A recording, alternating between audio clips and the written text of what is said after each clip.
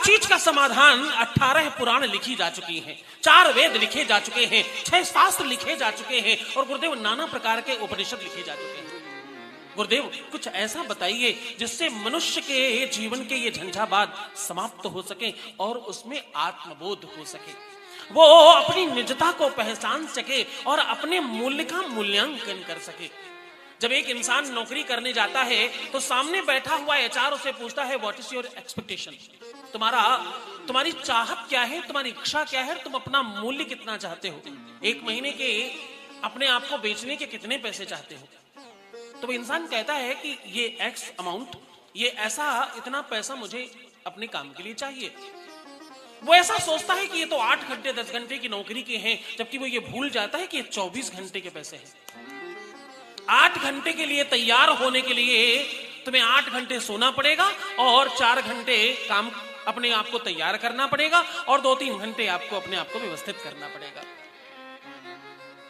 वो सारा बचा हुआ टाइम उसी 8 घंटे के आसपास घूमकर पहुंच जाएगा। गुरुदेव इंसान का मूल्य क्या है? एक इंसान 5,000 में नौकरी करता है, एक 5 लाख में करता है, एक 5 करोड़ में करता है और कुछ 500 करोड़ रुपए ले रहे हैं। क्या अंतर है?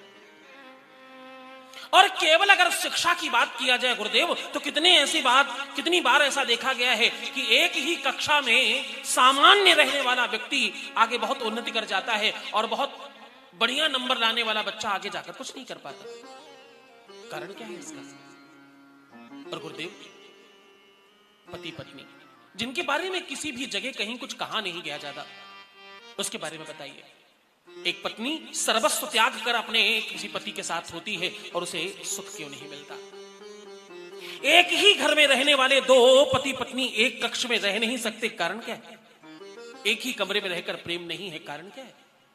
और गुरुदेव मां बाप के प्रति लोगों की उदासीनता बढ़ रही है। बहुत वेदना है इस बात में। पूरे विश्व में वृद्धाश्रम की संख्याएं बढ़ती जा रही हैं। मेरे अपने यहां 9,788 लोग वेटिंग पर हैं जिनको हम रख नहीं पा रहे हैं क्योंकि हमारे पास पैसे की कमी है, हमारे पास व्यवस्थाएं नहीं है कि हम उन्हें रख सके। वो वेटिंग पर है। इतने वृद्ध आते कहां से हैं? ये कहां खेती हो रही है वृद्धों की? हाँ, तो गुरुदेव लोगों को अपने मां बाप के प्रति उदासीनता बढ़ रही है। इसका क्या समाधान है?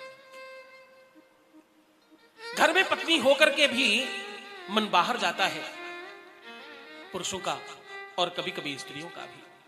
इसका समाधान क्या है? और गुरुदेव जिसकी संतान नहीं हो रही उसका साधन क्या है, उसका समाधान क्या है? और संतान हो गई तो अनुकूल नहीं हो तो उसे कैसे ठीक करें? कभी संतान पढ़ नहीं रही है, कभी उसका बुद्धि विवेक अनुकूल नहीं है, कभी ईश्वरीय कृपा से उसका विवेक अनुकूलता से हट गया है और कभी वो जानबूझकर बिगड़ गया है, और कभी बहू के चक्कर में बेटे ने भी मां बाप को पूछना बंद कर दिया है। इसका क्या समाधान है? और गुरुदेव अगला प्रश्न, इन सबका तो आप जवाब देना ही, एक बात का जवाब और देना, गुरुदेव शरीर में रोग क्यों आते हैं? कारण क्या है? बीमारी आने का कारण बताओ। गुरुदेव एक ही घर में एक ही चक्की का एक ही चूल्हे का पका हुआ भोजन 4 लोगों ने खाया, एक बीमार पड़ गया, 3 नहीं बीमार पड़े। कारण क्या है? एक ही जैसा भोजन, एक ही जैसा पानी, एक ही जैसी व्यवस्था में रहने वाले 4 लोग, एक बीमार है 3 नहीं है। कारण क्या है? ऐसा कैसे होता है? गुरुदेव अगर बाहरी शरीर, एक शरीर में 5 शरीर होते हैं, एक बाहर का अन्नमय कोश है, उसके अंदर मनोमय कोश है, फिर ज्ञानमय कोश है, फिर बुद्धिमय कोश है, फिर आत्ममय कोश है। इस प्रकार से 5 शरीर हैं। तो गुरुदेव बाहर का तो अन्नमय कोश है ना, तो जैसा अनाज खाए वैसा बनना चाहिए। अनाज एक जैसा खाया तो बीमारी एक जैसी क्यों नहीं आती? एक बीमार है दूसरा नहीं है, एक के घुटने में दर्द है दूसरे के नहीं, एक के कमर में दर्द है दूसरे के नहीं, एक के सर में, सर्वाइकल में अथवा रीढ़ की हड्डी में कोई दिक्कत है दूसरे के क्यों नहीं है? कारण बताइए। एक ही पिता की 2 संतानें, एक सफल है एक असफल है, इसका क्या कारण है? एक ही वृक्ष के 2 फल हैं, क्या अंतर है? और गुरुदेव जिस भी पिता को अपनी संतान अच्छी करनी है उसका क्या कारण है, उसका समाधान क्या है? मेरा बच्चा अभी बहुत छोटा है, मैं चाहती हूं अथवा चाहता हूं कि ये बिल्कुल श्रेष्ठ हो, मेरा नाम रोशन करे। क्योंकि गुरुदेव ऐसा सुना गया है, पिता का सीना चौड़ा हो जाता है अगर उसका बेटा, उसका बालक, उसकी बालिका, उसकी बिटिया अच्छी निकल जाए तो पिता का और माता का गर्व बढ़ता है, गौरव बढ़ता है। एक संत कहते अयोध्या के, बोले राम राम, क्या राम राम सबको कहे और दशरथ कहे न कोई। दशरथ कौन है? हाथ उठाओ जिसको मालूम है दशरथ कौन है। दशरथ पता है ना, इंदौर वासियों को मालूम। आप सबको दशरथ कौन है मालूम है? बहुत बढ़िया।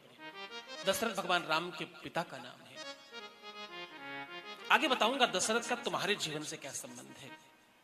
तो बोले राम राम सबको कहे और दशरथ कहे न कोई।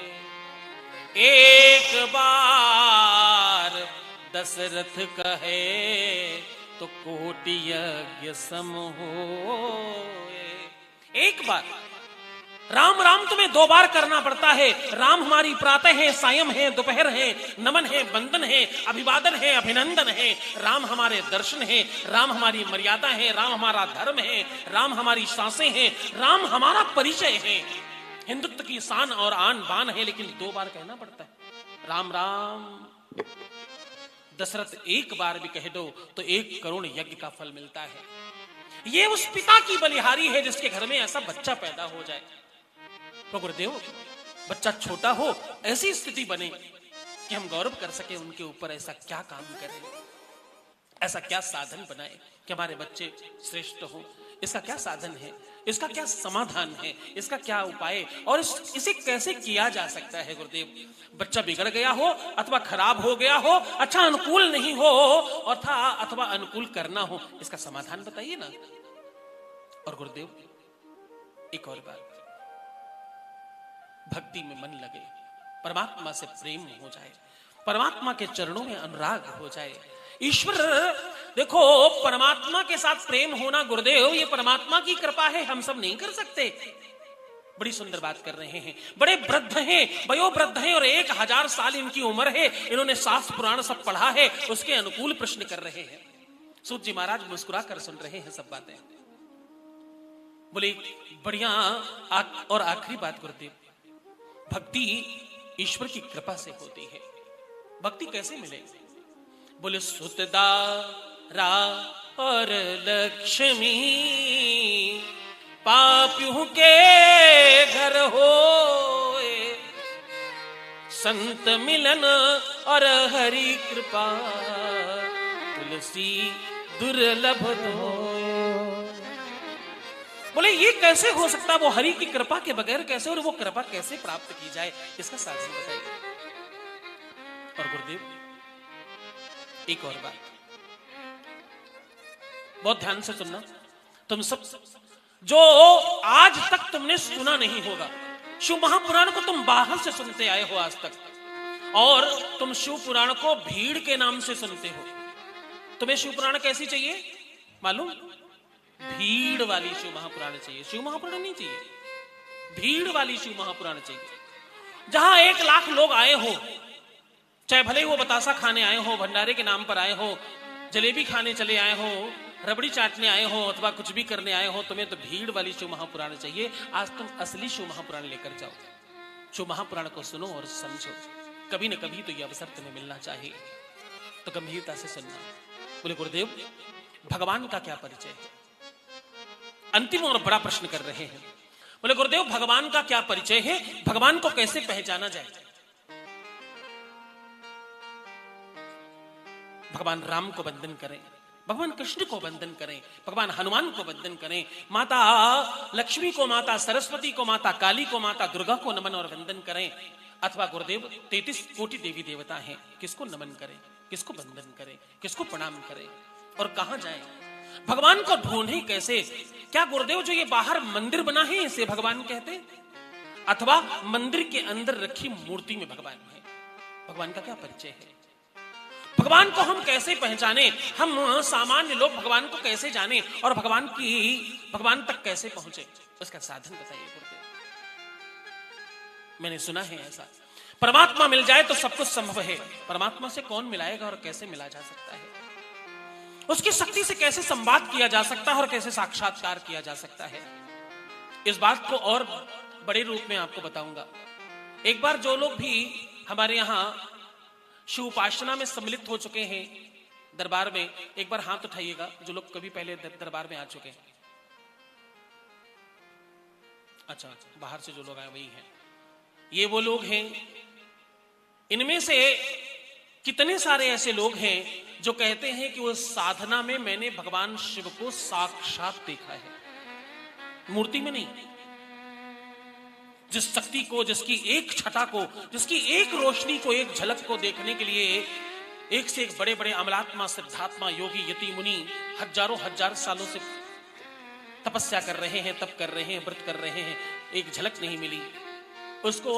ये सब बिल्कुल नन्हे छोटे लोग, सामान्य लोग जिन्होंने पूजन पाठ को बहुत अच्छे से जाना समझा नहीं, साधना उपासना को अभी पूरी तरह से जानते नहीं है, उसके बावजूद ये कहते मैंने शिव को देखा है, भगवान शिव का दर्शन किया है।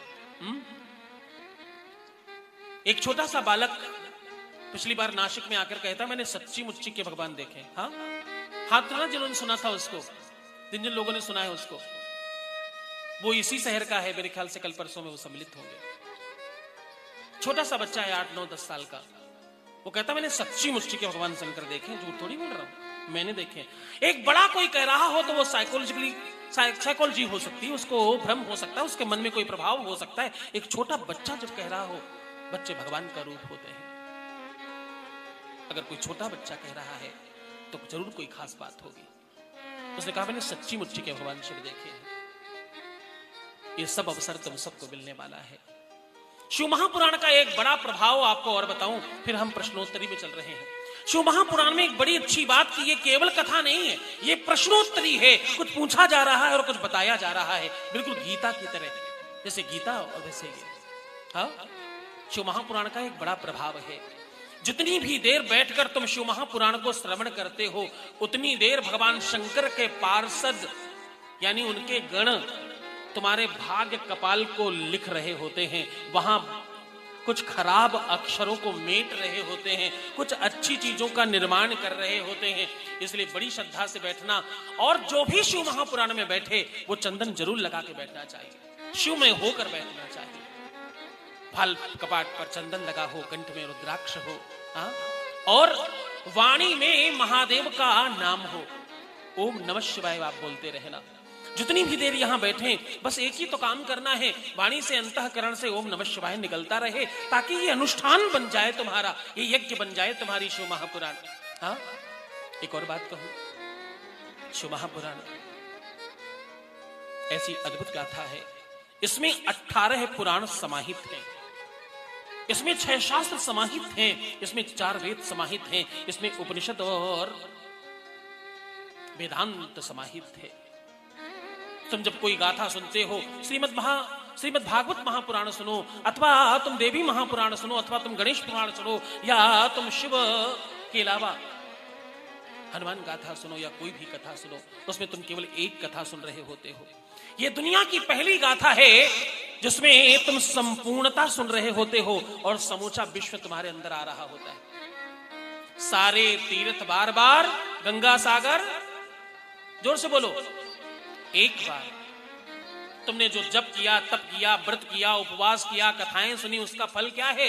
तुम्हें शिव महापुराण में बैठने का अवसर मिल रहा है और तुम्हें शिव महापुराण सुनने का सौभाग्य प्राप्त हो रहा है। चूंकि भाग्योदयेन बहुजन्म समर्जितेन सत्संगमं च लभते पुरुषो यदा वही। ये ऐसा अद्भुत ग्रंथ है जिसका दर्शन करके जब आप सन्मुख बैठकर इसकी गाथा का श्रवण करते हो तो आपके अंतःकरण के विकार समाप्त हो जाते हैं। धीरे धीरे आप में परिवर्तन आ जाता है, आपको मालूम नहीं पड़ता। जैसे एक छोटा बच्चा कब बड़ा हुआ उसे पता नहीं चलता, धीरे धीरे कब वो वयस्क हो गया उसे मालूम नहीं पड़ पाता, क्योंकि बहुत स्लोली होता है, स्लोली हौले हौले धीरे धीरे स्नेह होता है। बिल्कुल वैसे ही आप अंतःकरण से परिवर्तित हो रहे होते हैं, आपको मालूम नहीं पड़ता। श्रीमती राशि त्रिवेदी जी जब पहली बार मिली तो ऐसी नहीं थी, वो स्लोली न जाने कब क्या हुआ ऐसा। इनके घर वाले कहते कि ये चेंज कैसे हो गई इतनी सारी, न जाने क्या हुआ ऐसा। और केवल एक राशि त्रिवेदी नहीं, आपको जानकर ये गौरव होगा, मुझे जिस बात पर वर्ल्ड बुक ऑफ रिकॉर्ड मिला वो कारण ये है कि मेरे पास 25 लाख रिकॉर्डिंग है। धन्यवाद कहते हुए लोगों की, 25 लाख लोगों ने ऑन रिकॉर्ड मुझे कहा है कि मेरा सब ठीक हो गया। सब मतलब सब, परिवार ठीक नहीं हो, घर ठीक नहीं हो, इंसान ठीक नहीं हो, पैसा नहीं हो, संपत्ति नहीं हो, घर में कोई दिक्कत हो, आप में कोई दिक्कत हो, किसी भी तरीके की कोई भी दिक्कत ऐसी बची ही नहीं जिस पर महादेव की कृपा हो चुकी ना हो। 25 लाख बहुत बड़ी संख्या होती है। 25 लाख वो नंबर है जिसको अगर आप लाइन खींचना शुरू करें तो आपको महीनों लग जाएगा 25 लाख लाइन खींचने में भी। इतनी बड़ी संख्या के लोग ठीक हो चुके हैं और परिवर्तित हो चुके हैं। इंदौर मेरा पहली बार आना हुआ है। मैं ये मानता हूं 1 लाख भेड़िए बैठे हो उससे अच्छा है कि 2-4 शेर बैठे हो, उनमें परिवर्तन आए, उन्हें बेहतरी आ जाए और वो कथा उतर जाए उनके अंदर। कथाएं तो हम रोज सुना रहे हैं, 25 करोड़ लोग सुन रहे हैं टेलीविजन पर, क्या फर्क पड़ता है। भीड़ बहुत कम हो बिल्कुल चलेगा, सुनने वाला कौन बैठा है सामने, ये बड़ा महत्वपूर्ण है। मुझे गर्व है अपने बच्चों पर। ये सब आईटी के बच्चे हैं और मतलब इस फील्ड से होकर के इस कथा का आवाहन कर रहे हैं, आयोजन कर रहे हैं, ये सबसे बड़ी बात है। ये एक बच्चा 1-1 लाख लोगों के बराबर का है। हाँ, 10,000 वो लोग हो जो बाद में बतासा और नुक्ति के चक्कर में, जलेबी और खीर के चक्कर में लाइन लगाकर खड़े होकर के धूप में तप रहे हो कि मुझे तो कुछ मलाई मिलने वाली अथवा भीड़ देखने को मिलने वाली है, मेला देखने जा रहे हैं, अथवा जो सहजता से याज्ञिक तौर पर शिव योगी होकर के, शिवमय होकर के शिव कथा का श्रवण कर रहे हो। ऐसे चंद लोग बहुत हैं। 1-1 आदमी 1-1 लाख लोगों को अपने अंदर समेट कर बैठा है, मुझे तो ऐसा लगता है। और एक बात कहूं आपको, शिव महापुराण न सबको अच्छी लगती, न सबको मिलती और ना सबके लिए ये बनी है। ये तो केवल और केवल शिव की कृपा जिन पर होने वाली है उनको ही प्राप्त हो पाती है। कितने लोग हैं जो आकर वापस चले गए अथवा रास्ते से ही वापस हो गए, वो नहीं जा पाए, नहीं पहुंच पाए, उन पर नहीं होनी